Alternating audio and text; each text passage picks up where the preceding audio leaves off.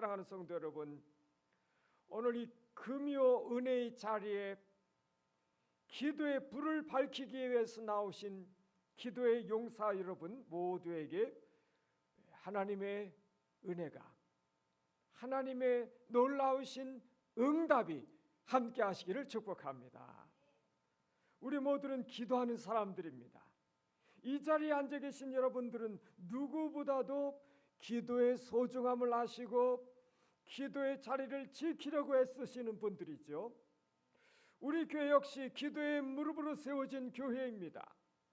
새벽마다 기도의 소리가 울리고요, 이렇게 금요일 밤이면 하나님을 향한 부르짖음이 예배당을 가득 채우죠. 그런데 성도 여러분, 우리가 이렇게 열심히 기도하며 신앙생활을 이어가지만 때때로 우리 마음 한구석에는 남모를 답답함과 풀리지 않는 의문이 자리 잡고 있지는 혹시 않습니까? 하나님, 제가 이렇게 기도하는데 왜 저를 둘러싼 상황은 변하지 않는 건가요? 기도는 계속하고 있지만 저의 삶에 하나님의 능력이 나타나지 않고 있는 것 같은데요. 기도가 그저 허공을 치는 메아리처럼 느껴집니다. 여러분, 어쩌면 이 밤 이런 무거운 마음을 안고 이 자리에 나오신 분은 안 계신지 모르겠습니다. 기도는 하는데 능력이 나타나지 않는 현실, 이 간극 앞에서 우리는 두 가지 치명적인 유혹에 빠질 수 있어요. 첫 번째 유혹은 기도를 줄이는 겁니다. 기도해봐야 소용이 없다고 하는 그 패배감이 우리를 기도의 자리에서 떠나게 합니다. 두 번째 유혹은 더 무서운 거죠. 그것은 기도를 형식으로 버텨내는 겁니다. 안 할 수는 없으니까. 습관처럼 입술은 움직이는데 그 기도 안에 기대감도 떨림도 능력도 사라진 채 그저 의무감으로 자리를 지키는 것, 살아가다 보면 그럴 때도 있어요. 그런데 오늘 본문을 기록한 야고보 사도는 우리에게 전혀 다른 이야기를 들려주고 있거든요. 그는 기도의 횟수가 부족해서 응답이 없다고 말하지 않고 있어요. 기도의 기술이 부족해서 능력이 없다고 말하지도 않습니다. 야고보 사도는 오늘 본문을 통해 아주 단호하게 또 분명하게 선포하고 있습니다. 의인의 간구는 역사하는 힘이 크다. 오늘 우리가 주목해야 될 단어는 의인이라고 하는 단어입니다. 기도의 양이 문제가 아니라 기도하는 사람의 상태, 그 상태가 핵심이다, 중요하다는 것입니다. 그러면 도대체 성경이 말씀하는 의인은 누구냐? 왜 그들의 기도에는 강력한 힘이 있느냐 하는 것입니다. 오늘 이 말씀을 통해서요, 잃어버렸던 기도의 능력들을 회복하시고 우리의 기도가 하늘 보좌를 움직이고 역사하는 그 하나님의 일들이, 놀라운 주의 일들이 일어나기를 간절히 축원합니다. 첫째로 의인의 기도는 회복된 관계에서 시작된다고 하는 것입니다. 먼저 16절 상반절을 보실까요? 야고보 사도는 병낫기를 위해 기도하라고 하면서 아주 독특한 전제 조건을 제시하고 있습니다. 그러므로 너희 죄를 서로 고백하며 병낫기를 위하여 서로 기도하라. 보통 문제 생기면 어떤가요? 주님, 제발 이 문제 좀 해결해 주세요, 이렇게 외치잖아요. 또 그것이 급선무라고 생각하죠. 그런데 성경의 순서는 가만히 들여다보면 다르다고 하는 것입니다. 야고보 사도는 먼저 기도하라 이렇게 말하기 전에 먼저 죄를 고백하라 이렇게 명하고 있어요. 여기에 의인의 기도가 가진 능력의 첫 번째 비밀이 숨겨져 있다 하는 것이죠. 사랑하는 여러분, 그러면 여기서 말하는 의인은 누구냐 하는 거죠. 보통 의인이라고 하면 어떤 이미지가 떠오르나요? 흠이 하나도 없고 윤리적으로 완벽하고 법 없이도 살 수 있는 사람, 보통 그렇게 생각하잖아요. 그러다 보면 나 같은 죄인이 무슨 의인인가? 그래서 내 기도는 힘이 없나 보네, 이렇게 자책합니다. 그러나 성경이 말하는, 야고보서가 말하는 의인은 죄를 짓지 않는 사람이 아닙니다. 성경적인 의인은 죄를 숨기지 않는 사람이다 하는 것이에요. 자신의 연약함과 허물을 하나님 앞에, 그리고 공동체 앞에 정직하게 드러낼 줄 아는 그 사람, 바로 그 사람이 하나님이 찾으시는 의인이다 하는 것입니다. 여러분, 시편 기자의 고백을 기억하시나요? 시편 66편 18절에서 시는 이렇게 말하고 있습니다. 내가 나의 마음에 죄악을 품었더라면 주께서 듣지 아니하시리라. 우리의 기도가 응답되지 않는 가장 큰 이유는 하나님의 귀가 어두우셔서가 아니다 하는 것입니다. 하나님의 손이 짧아서도 아니다 하는 것이에요. 하나님과 우리 사이에 가로막힌 바로 죄의 담 때문이다 하는 것입니다. 수도꼭지를 틀어서 물이 나오지 않는다고 한다면 수원지가 말라버린 것이 아니라 수도관 어딘가 막혀있기 때문에 그렇다고 하는 것이죠. 죄는 하나님과 우리 사이에 영적인 파이프를 막아버리는 이물질과 같다고 하는 것입니다. 우리가 하나님 앞에 나와 여러 가지 말을 쏟기 전에 먼저 해야 할 일은 내 마음의 파이프를 하나님 앞에서 점검하는 것이 되어야 될 것이라는 거예요. 미워하는 마음, 교만함, 탐욕과 정욕, 무정함, 이기심, 거짓됨, 불신함, 불순종, 이 모든 내 마음속에 있는 하나님과 나 사이에 끼어있는 이 찌꺼기들을 주님, 제가 죄인입니다. 어쩔 수 없는 주님, 제가 죄인입니다. 이런 고백으로 우리 마음의 죄의 찌꺼기들을 씻어내는 것입니다. 많은 성도님들이 회개를요, 벌을 피하기 위한 절차나 기도 응답을 받기 위한 자격 획득 정도로 생각해요. 아니죠. 회개는 하나님께 다시 연결되는 문입니다. 하나님은 거룩하신 분이시기 때문에 죄를 품은 채로 그분의 깊은 임재 안으로 들어갈 수 없습니다. 고백이 없는 기도는 자칫하면 공허한 톡백이 될 수 있어요. 회개가 빠진 간구는 떼쓰기로 전락할 수가 있습니다. 그래서 금요 기도에는 언제나 가장 먼저 우리의 마음을 하나님 앞에서 씻는 자리가 되어야 될 것이다 하는 것이죠. 오늘 이 밤에 우리가 하나님 앞에 내어놓아야 할 부끄러운 모습은 무엇일까 하는 것이죠. 의인의 기도는 나는 괜찮은 사람입니다, 이렇게 말하는 것이 아니고요. 주여, 저를 불쌍히 여겨 주옵소서. 이렇게 외쳤던 세리의 기도에서 시작됨을 믿으시기 바랍니다, 여러분. 하나님은 상하고 통회하는 마음을 멸시하지 않으십니다.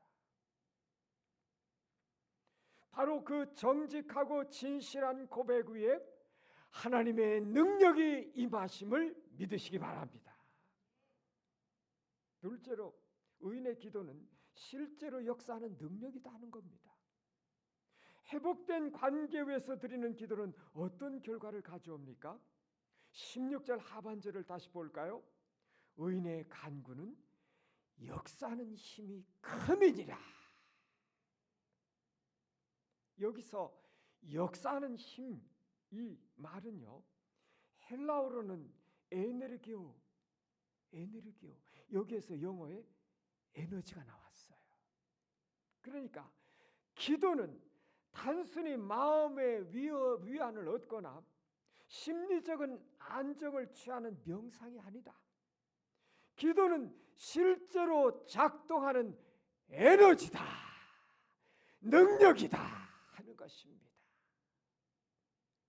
기도는 멈춰있는 상황을 움직이고 닫힌 문을 열어제끼고요, 죽어가는 것들을 살려내는 실제적인 능력입니다.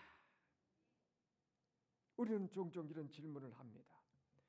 우리 하나님은 전지전능하신데 굳이 제가 기도해야 하나요? 하나님께서 다 알아서 해주시면 안 되나요? 물론 맞습니다. 우리 하나님은 전능하셔요. 우리의 기도가 없어도 온 우주를 운행하실 수 있고 나의 문제를 해결해 주실 수 있습니다. 그러나 성경은 하나님께서 기도를 통해 일하시기로 작정하셨음을 성경 여러 곳에서 보여주고 있어요. 왜죠? 기도는 능력 이전에 관계의 언어이기 때문에 그렇습니다. 자녀들 키워봐서 아시잖아요. 부모가 자녀의 필요를 알아서 물론 다 채워주기도 하지만, 아빠, 엄마, 나 이것 좀 사줘, 나 저것 좀 사줘. 그 사랑하는 아가들이 제비같이 입을 쪼갈거리면서 아빠, 엄마, 저거 그래, 알았어 하고 그것을 사서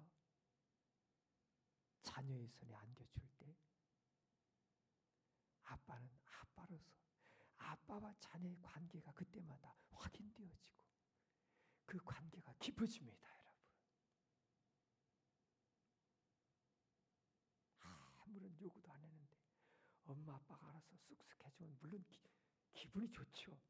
그건 성숙할 때고.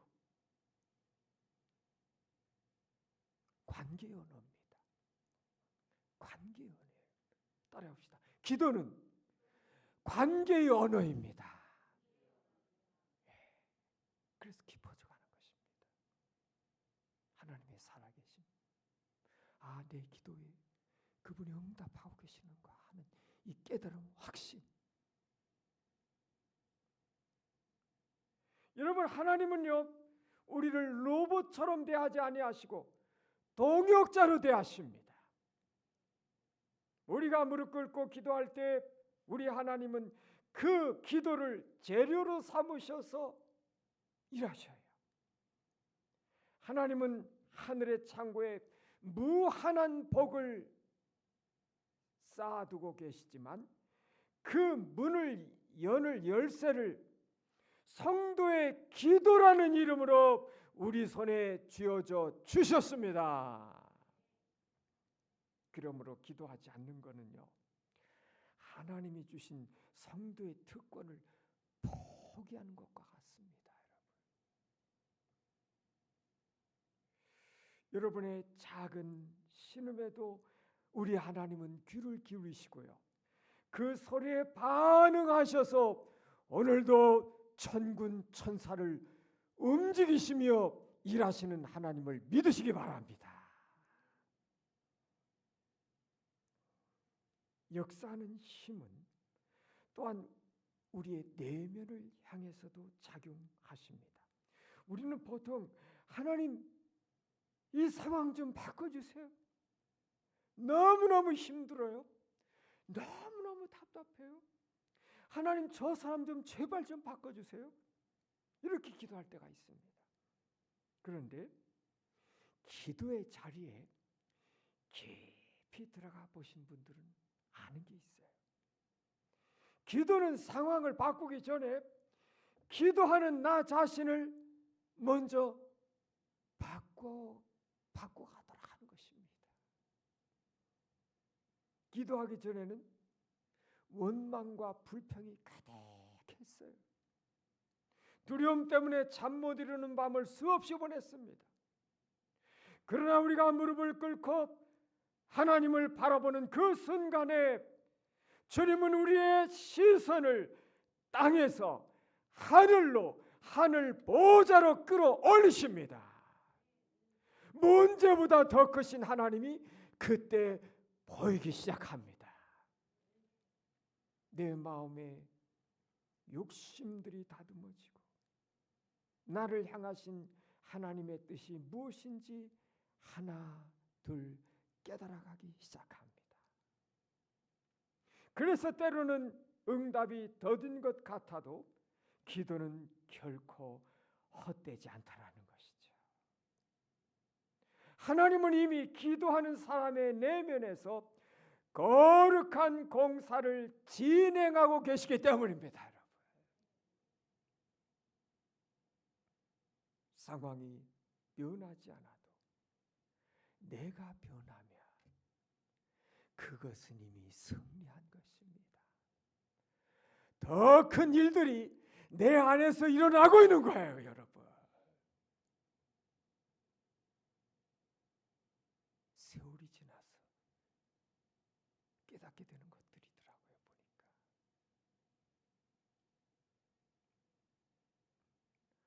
이것이 바로 기도가 가진 신비로운 능력입니다.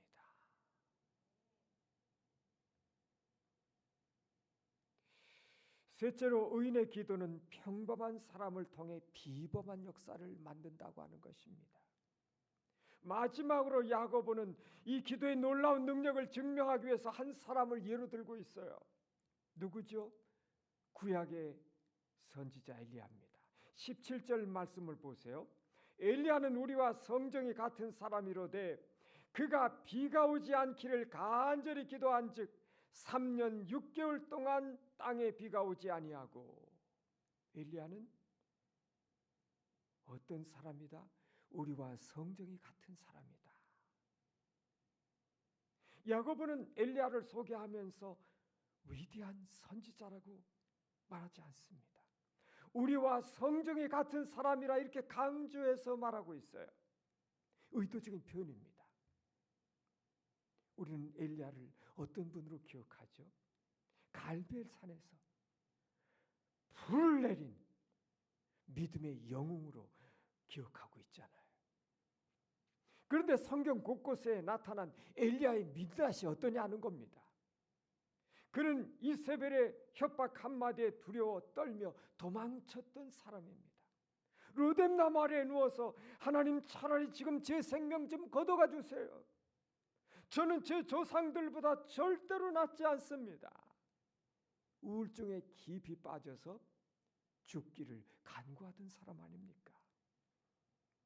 그는 우리처럼 쉽게 지치고 감정의 기복이 심하고 두려움이 많은 연약한 인간이었습니다. 야고보가 하고 싶은 말은 이거예요. 기도의 능력은 엘리야가 특별해서 생긴 것이 아니다. 그가 믿는 하나님이 위대하시기 때문이다. 하나님께 있는 것입니다. 오늘 이 자리에서 저는 믿음이 약해서요. 저는 직분이 없어서요. 저는 기도를 잘 못해서요. 이런 생각으로 주저앉아 계신 분이 혹시 안 계십니까? 엘리야를 보세요. 하나님은 완벽한 영웅을 찾으시는 분이 아니라 나 자신의 연약함을 인정하고 하나님을 의지하는 평범한 사람들을 찾으신다고 하는 것입니다. 사랑하는 여러분, 능력의 비결은 간절함과 지속성에 있습니다. 따라해봅시다. 능력의 비결은 간절함과 지속성에 있습니다. 아멘. 엘리야는 우리와 같았지만 그에게는 한 가지 다른 점이 있었어요. 무엇이었죠? 포기하지 않는 간절함입니다. 17절에 간절히 기도한 적이라고 말씀하고 있잖아요. 열왕기상 18장 보면은 엘리야가 비를 구하며 기도하는 장면이 나오고 있어요. 그는 얼굴을 무릎 사이에 파묻고 기도합니다. 얼마나 그 간절하게 기도했는지.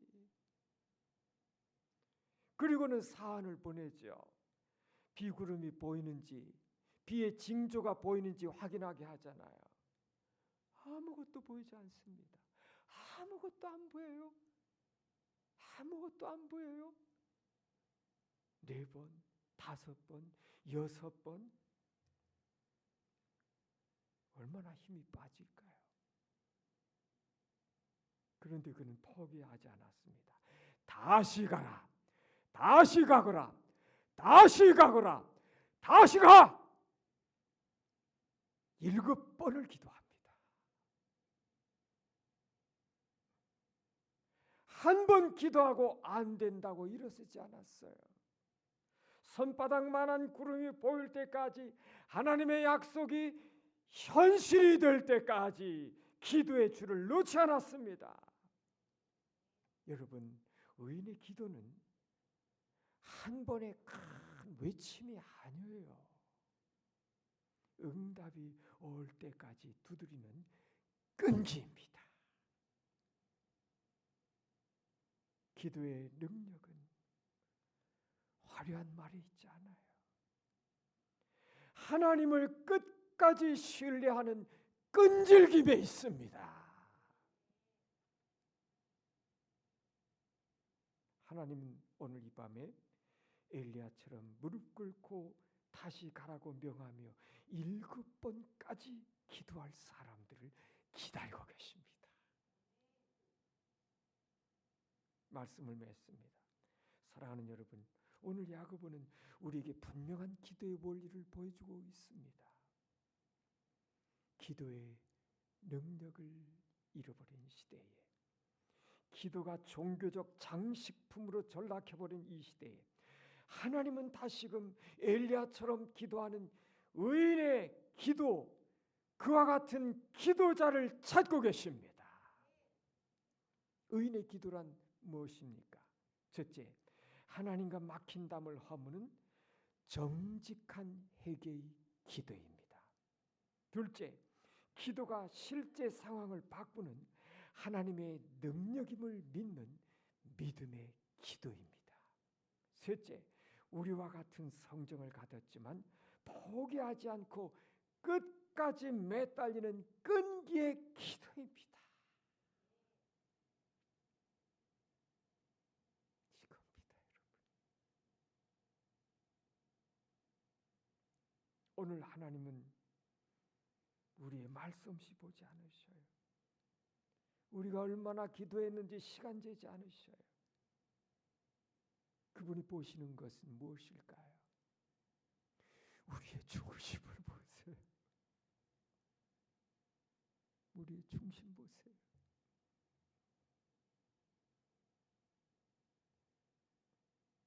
너는 나를 여전히 신뢰하느냐?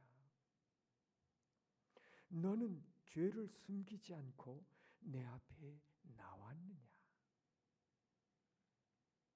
오늘 이 금요기도회가 우리의 문제 해결만을 구하는 시간이 아니라 하나님 앞에 의인의 무릎을 회복하는 귀한 시간 되기를 축복합니다.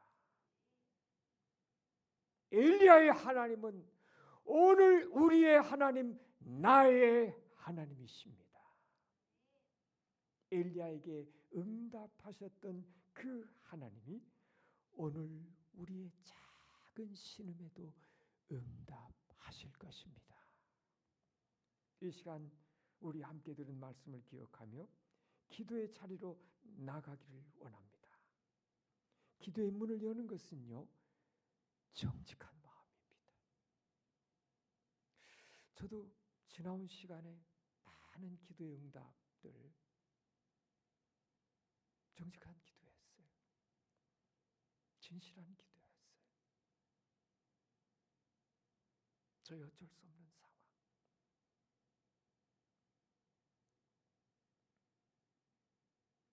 우리 자신을 포장하지 말고 있는 모습 그대로 주님 앞에 나가시기를 축복합니다. 그리고 믿음으로 선포했으면 좋겠어요. 나의 기도가 역사하는 힘이 큼을 믿습니다. 기도합시다.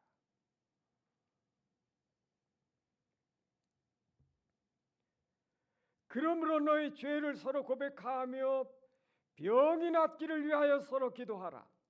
의인의 간구는 역사하는 힘이 큼이니라. 의인의 간구는 역사하는 힘이 크다고 성경은 분명히 말씀하고 계십니다. 우리는 역사하는 힘이 큰 기도의 능력을 사모하고 있습니다. 그런데 그 기도는 의인의 간구라고 말씀하십니다. 하나님과의 관계가 뚫려버린, 하나님과의 바른 관계가 회복된, 죄로 인한 막힘이 무너져 내린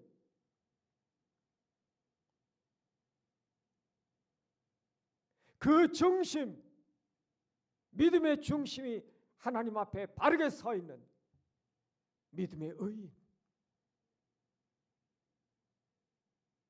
나의 어쩔 수 없는 죄인됨을, 한계를, 악함을, 추함을, 부패함을, 믿음 없음을, 끈기 없음을, 인내 없음을, 사랑 없음을 진실하게 고백하고 주의 은혜, 주의 도우심, 주의 긍휼과 한없는 자비 앞에 엎드러지는 영혼, 무릎 꿇는 영혼, 그 영혼 위에 부어주시는 주의 은혜 능력, 이것을 주여 사모하게 하옵소서. 의인의 무릎이 회복되게 하옵소서. 예수 그리스도 이름으로 기도합니다.